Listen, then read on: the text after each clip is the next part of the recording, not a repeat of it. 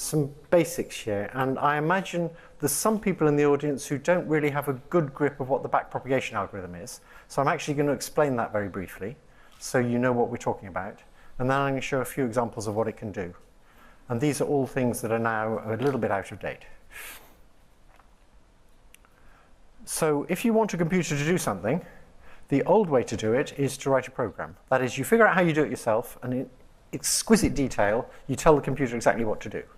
And the computer's like you, but faster. The new way is you tell the computer to pretend to be a neural network with a learning algorithm in it. That's programming. But then after that, if you wanted to solve a particular problem, you just show it examples.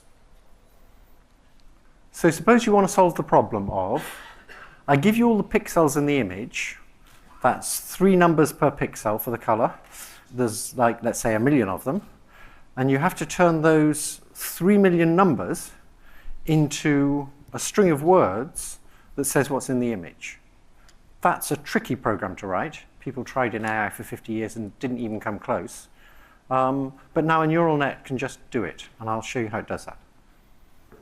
That is, we have no idea how to write that program, but a neural net can do it. So we're going to make our neural net out of artificial neurons. An artificial neuron is going to have some input lines that come from the sensors or the neurons. On each input line, there's going to be a weight that could be positive or negative. And it's going to adapt by changing the strengths of those weights. And the way it behaves is that it takes the values on the input lines, multiplies each value by a weight, adds it all up, and that's its total input. And then it gives an output that's a nonlinear function of that total input. And the function is shown on the right. If the total input isn't big enough, it stays silent. As soon as the total input gets bigger than that, it starts giving a response that gets bigger as the total input gets bigger. For 30 years, we used a different kind of neuron that didn't work as well, and then we tried this one, and this works better.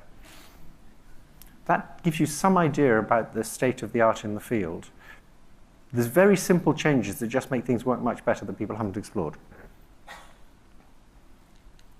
Okay, we're going to hook those guys up into networks with multiple layers. And we're going to learn the connections on the inputs to the neurons in all the layers. And so the problem's solved now. All we need to do is figure out how to adapt those connections, and we're done, because these networks can do anything. So it's just a question of changing the connections. And there's a very interesting and simple algorithm that occurs to anybody who believes in evolution, which hopefully is most of you. What you do is you take one of the connections, you take a small batch of training examples, a typical batch, you run it through the network, and you see how well the network does. So how similar are the outputs of the network to the outputs that you think are the correct answers on this training data? And then you change that one weight, and then you run this batch through again. And you see if that improves things. If it improves things, you keep the change. If it doesn't improve things, you don't keep the change. You leave it like it was. That's it. And that algorithm works. That's a very naive view of evolution, but it works. It's only mutations you're doing. And if you just do that long enough, you'll get a network that does good things. The problem is that I have to run a whole bunch of examples through the network, actually twice, for each weight, and I might have 1 billion weights. So what we want to do that algorithm. That's the basic algorithm. You're going to tinker with weights and just keep the tinkers that change. But it's hard to do it efficiently. And so we're now going to use some calculus and do the same thing efficiently. What we do is, because we know the weights in the network, or your brain knows the weights in your brain, we don't actually have to tinker with a weight and see the effect. We can imagine tinkering with a weight and figure out what the effect would be. If you know all the weights in the network, you can say, if I were to change this, the output would change this way, and that would be good. So therefore, I want to change this. So what we can do is look at the discrepancy in the output, and from the discrepancy between what we want and what we got, we can send information backwards through the net that's doing this computation for every weight of how a small change in that weight would affect the output, how a small increase in that weight would improve or make worse the output. And we can do that for all the weights in parallel. So in the same amount of time as the mutation algorithm can figure out what to do with one weight, we can figure out what to do with all the weights. And if there's 1 million weights, that's 1 million times more efficient. And 1 million times more efficient is enough to make a difference. And backpropagation had great promise. But by the 1990s, people in machine learning had given up on it because they had relatively small data sets and other algorithms worked better. And what's more, you could prove things about these other algorithms. With backpropagation, you couldn't prove it would work. And what's more, when different people ran it, they got different answers. And so if you're obsessed with there only being one correct answer and you're being able to prove you get it, backpropagation is not for you. Nor is life, actually. One of the reasons people lost interest is that it doesn't work so well. The naive algorithm didn't work well in deep networks, and it didn't work in recurrent networks, which I'll explain in a minute. So then a few technical advances were made in Canada. By Canada, I mean Toronto and Montreal and New York. And we're very concerned about those details of those advances, but that's minor for everybody else. The main message is if it gives you a lot of labeled data and a lot of compute power, backpropagation now works amazingly well, and the rest of the talk will be trying to convince you of that. So here was the first practical problem that it made a big impact on. That's not quite fair, but since this was done in Toronto, I'll pretend it was the first. Actually, for handwritten digit recognition, it made a big impact. But people said that's an easy problem, whereas speech recognition is a tough problem. So a couple of graduate students at the University of Toronto took an algorithm that I'd been working on and applied it to speech recognition. And you take some coefficients that describe the sound wave, you put it through multiple layers of hidden units, and these were lots of hidden units. So there are only a few million training examples, and between each pair of layers, there's 4 million parameters there, because it's fully connected. So a statistician, if you do statistics 101, you will know that this cannot possibly work, because there's many more parameters than there are training examples. So it's crazy. If you want to critique statistics 101, you might say, in your lifetime, you make about 10 billion fixations, and you have about 10,000 times more synapses than that. So you have about 10,000 synapses for each fixation you make. So you don't satisfy statistics 101 either. OK, so we trained this up on, or they trained it up on sound waves, trying to predict which piece of which phoneme was being said. So imagine a little bit of a spectrogram, which is essentially what the bottom is.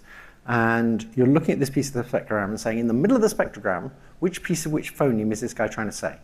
And you get a probabilistic answer. And then you take all those probabilistic answers and you string them together with something else to find a plausible utterance. Nowadays, you don't do that. Nowadays, what you do is you just put sound waves in and you get the transcription out, and the only thing is a neural network. It's a recurrent neural network. But back then, this was just the front end of the system. We replaced the front end of speech recognizers with this, and it worked better. It worked just a little bit better. But good speech people, particularly Lee Deng at Microsoft, realized right away that if this works a little bit better, and 2 graduate students did it in a few months, it's going to completely wipe out the existing state of the art. And indeed, over the next couple of years, it did. So Navdeep Jaitley, a grad student at Toronto, he wanted to go to RIM and take this technology to RIM. He really wanted to do that, and I talked to RIM, and they said they weren't interested in speech recognition. I don't know what became of them. So by 2012, Google was using it in the Android, and that was the first time there was a big increase in speech recognition performance then. It suddenly got better than Siri. Now everybody's using this algorithm, but more updated versions of it. And all the best speech recognition systems are now trained with backpropagation in a neural net. And some are just end-to-end. In some of the systems, there's nothing else. You just train it on data. All that, how you pronounce things and what the words are and all that stuff, forget it. The net will learn all that.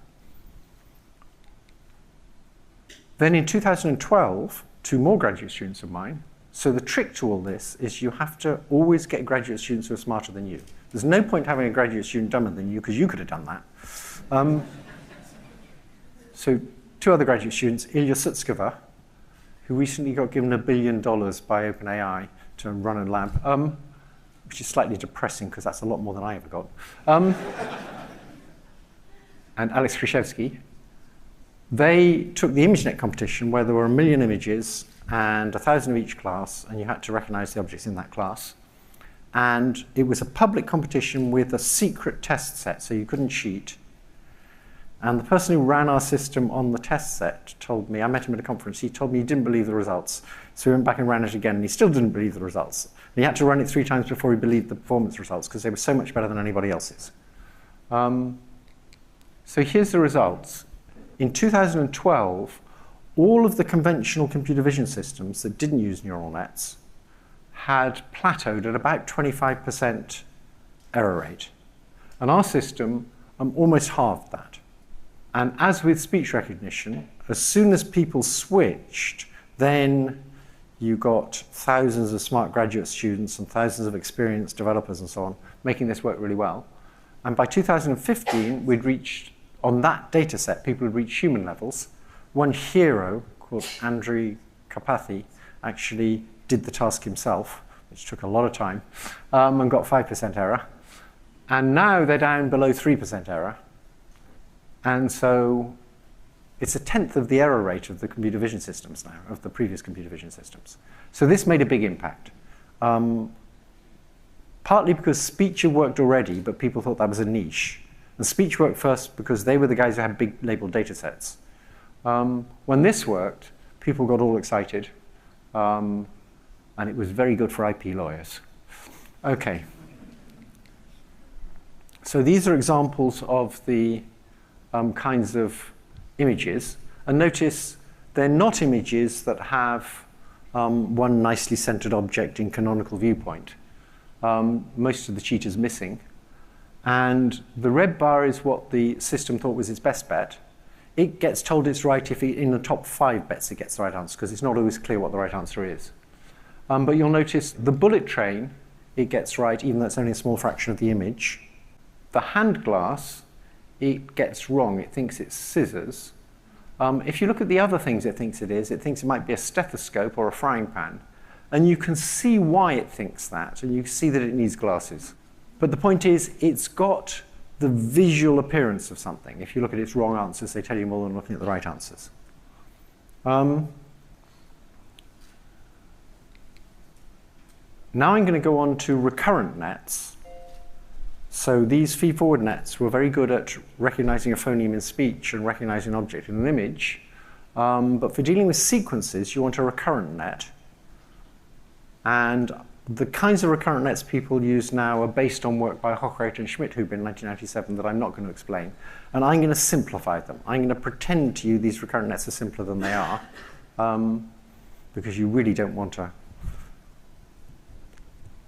It would be nice if they were this simple, but they're not. OK. So here's how a recurrent net works. It has a bunch of input neurons, not just one like it shows here, but a bunch. And that's representing the data at a particular time. So it might represent a word in a sentence. It might represent an image in a video. That's the input. It has a bunch of hidden neurons. And these hidden neurons connect to themselves. So if you look at the second time slice here, the second column, and look at that middle unit, it's getting input. It'll get some input from the input to the system, which might be the video frame or the word. It'll also get input from the previous state of all the hidden neurons. So it's remembering and accumulating information. And you can train this same thing with backpropagation. What you do is you feed it the inputs, and the hidden units accumulate information. When you get to the end, you see if they can produce the right answer. And if they can't, you backpropagate information. So you just go backwards through all those arrows. And one thing you'll notice about those arrows is they form a directed acyclic graph. That is, you cannot go round in a circle following the arrows. And that means you can do backpropagation in it. You can go backwards without ever getting in a knot, basically. So, Ilya Sutskever and Oriol Williams and Kwok Lee, and pretty much in parallel, Yoshua Bengio and Bardanu and Cho in Montreal, developed a way of using these algorithms for doing machine translation. And initially it seemed crazy. So what we're going to do is we're going to have an encoder network that reads the sentence in one language and turns it into a thought. And then we're going to take the thought and we're going to turn it into a sentence in another language. Of course, to do that, you need to know what a thought is. Now, most people in AI, in fact, still most people in AI, they made a very naive mistake, which is they thought that strings of symbols come in, that's words, and when you say something, strings of symbols come out. So they think what's in between must be something like a string of symbols. That's as stupid as thinking pixels come in, and when you print something, pixels come out, so everything in between must be pixels. And in fact, the symbolic AI people were laughing at that view, that it's all pixels in between. That was a view of someone particularly naive called Steve Coslin, and they laughed at that. But they had exactly the same mistake. They thought the stuff that comes in and the stuff that comes out, which is the only stuff we know about from outside, it must be the same kind of stuff in the middle. Even though you know that what's in the brain is just big vectors of neural activity. There's no symbols in there. There's particularly no symbolic expressions in there, and there certainly aren't rules for manipulating symbolic expressions. At least after many years of high school, there might be a few of those rules that you can't really follow very well, but that's not the basic way of doing business. So you're going to put words into this encoder network one at a time. It's going to first turn those words into a vector representation, which is a whole bunch of features. And it's going to learn to do that. So all of these connections are learned by backpropagating. And it's going to basically make, say, the vector for Tuesday be very similar to the vector for Wednesday, and very different to the vector for although. The words come in, it accumulates information in its hidden units, and at the end of the English sentence, at the top there, there'll be a state of the hidden units that I will call a thought. And that's not meant to be a joke. That's what I believe a thought is. A thought is an activity pattern in a big bunch of neurons. And it's an activity pattern that doesn't need to be inspected for things to happen, it causes things to happen. So I can say to you, John thought, damn. Or John thought it's snowing outside. Anything you can put in quotes, John can think. And what's more, John can say it. So if John thought it's snowing outside, he might say to you, it's snowing outside. So it's obvious that the way you get at thoughts, the way I tell you what I'm thinking, is either by the words that would have caused the thought, or by the words that the thought would have caused. It's hooked up at both ends. But the thought itself doesn't look anything like words. It's something completely different inside. And in fact, it looks like that. It's not necessarily red. You take that thought vector, and you give it to a decoder network. And the decoder network says, OK, that was the thought. Let's suppose it's doing English to French. What's the first word in French? So it takes a thought and it says, OK, I think the first word is probably le, but it might be la, and it might be something else. It gives you probabilities of all the various words. One way of seeing what the network, one way of decoding the thought, not the best way, but one way to do it, is to say, OK, take those words it thought were reasonably possible, pick one of them according to how probable it thought they were, and then lie to the network. Tell it, OK, that was actually the right. You got that right. OK, what do you think comes next? And then it gives you a prediction for the next word. And you say, OK, you got that right. What do you think comes next? And that way, it will give you a string of words until it eventually gives you a full stop. And then that's the translation. Now, what's amazing is that actually works. That is, you train the whole thing with backpropagation. And Google Translate used to have huge tables of phrases. This phrase in English tends to go to that phrase in French. And you try and put all these tables together to get a plausible French sentence. And it turns out it works much better to have a system that has no linguistic knowledge whatsoever. That is, it's actually got lots of linguistic knowledge, but it wasn't put in by people. So now the way Google Translate works on many pairs of languages, and soon all of them, I think, is you take a language. You automatically break the words of that language into 32,000 fragments. So fragments for English would be whole words like the. There'd also be the individual letters. There'd be things like ing and ed and s. And you represent the input string by this string of symbols, these 32, drawn from this alphabet of 32,000 symbols. You feed it the English sentence.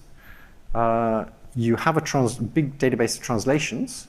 It then produces the French sentence, and it has these probabilities of producing words, and you look at each point in time when it's producing the French sentence, you look at the probability it assigns to the correct word, and you say, I'm going to backpropagate through all those connections you see in the net there, send information backwards, computing how a small change in that connection strength would increase the probability of the right word. That's all you do.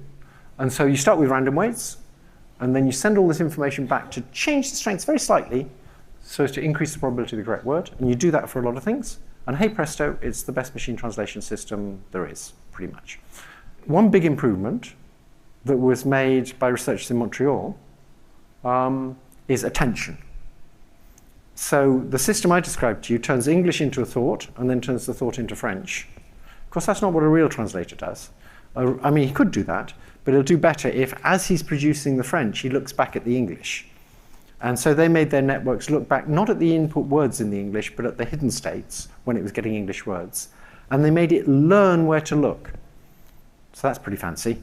It's an extra module in the network that's trying to learn where to attend in the English sentence as it's producing the French sentence. And it successfully does that. And it makes the whole thing work better and be able to be trained on much less data. So that's one win. The word fragments I already described. Don't use words, use pieces of words. It'll also work if you use individual letters. In fact, here's an amazing thing. If you're translating Chinese to English, and I give you the following choice, you could have a big list of Chinese symbols, because they have symbols for whole words, or I could give you bitmaps of the Chinese symbols. Which would you rather have as input? Well, it turns out it works better if I give you the bitmaps, because backpropagation learns that Chinese symbols actually have componential structure. A Chinese symbol, you know, there's a man running to a house or something. I know nothing about Chinese, but those little bits in there actually have morphemic structure, and it'll learn that from bitmaps. So this is rather bad news for linguists. The number of linguists you need to make a really good speech recognition system is 0. Actually, that's entirely unfair. You need to have a well-curated data set, and linguists will know a lot about how to get a well-curated data set. But you don't need them telling the neural network what to do. Now let's combine that with the vision we did before. So we're going to take our net that recognizes objects in images, trained on ImageNet, and we're going to say, when we translate, we get a thought, and then we say that thought. Well, what if we got a percept, and then we said that percept? So instead of using English to get the thought, we're going to use the ImageNet thing to look at an image and get a thought, and then from that thought, we're going to produce the output. And the thought, or percept, that the net has is simply the activity of all the units just before the answer, the last hidden layer. Because what the net has done is really, it's turned pixels into activity of a bunch of things that's to do with objects, but to do with lots of objects in the image, and then it makes a choice and says the name of an object. But before it says the name of an object, it has stuff to do with lots of objects. So we use that percept as the encoding, and then we decode it. And we train it to decode. That is, obviously, percepts, to say those, you need some training. So you take that last layer of ImageNet, and you take a big database that Microsoft kindly supplied, with a few 100,000 images, each with several possible captions, and you train the decoder to turn that percept into a sentence. And then it does things like, you show it that, and it says, a group of people shopping in an outdoor market. The actual transcript of that is the correct answer, according to the database, is people are crouched around in an open market, which is better, because it's got the crouching and this hasn't. And then the one you saw at the beginning, so we reach closure. You now know how this worked. We trained up something on ImageNet. We then trained the output layer of that thing to produce sentences in English. And it says a close-up of a child holding a stuffed animal. The real caption, a young girl asleep on the sofa cuddling a stuffed bear, is somewhat better. But I was just completely blown away by this. When Oriol Vignals and Sami Benjo and other researchers at Google showed me that this worked, I thought, well, you know, that's the dream of AI, to be able to look at a picture and say what's in it. I mean, that's sort of basic AI. If you can do that, you're really onto something. And it worked. And then within about a week, lots of other people had done similar things. I think ours was just slightly better. There's all sorts of implications for document processing. If you can convert a sentence into a thought and then model the structure of those thoughts, you can get natural reasoning. You might not want natural reasoning because most people's natural reasoning isn't much good, but at least you can model it. I think to do this properly, we'll need a number of parameters comparable with the brain, which is 100 trillion, and our neural networks currently have a few billion. So there's a puzzle here, which is we can translate between multiple pairs of languages using a few billion weights.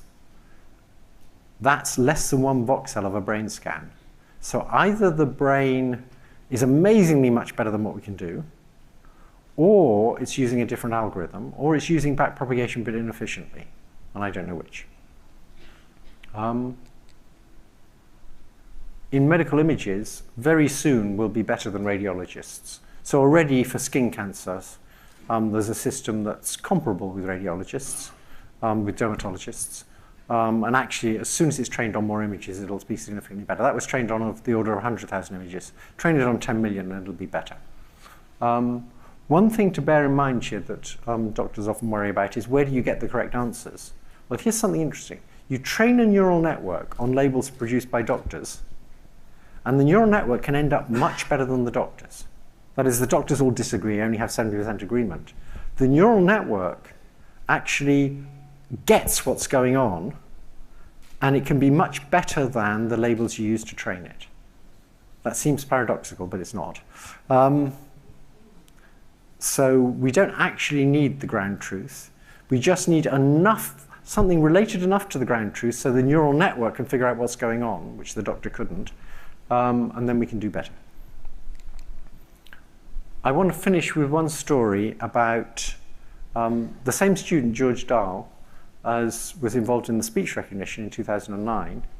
In 2012, or 11, I think 12, he entered a competition on Kaggle, which he entered quite late. And the competition was, I give you a few thousand properties of molecules, and you have to predict whether this molecule will bind to something.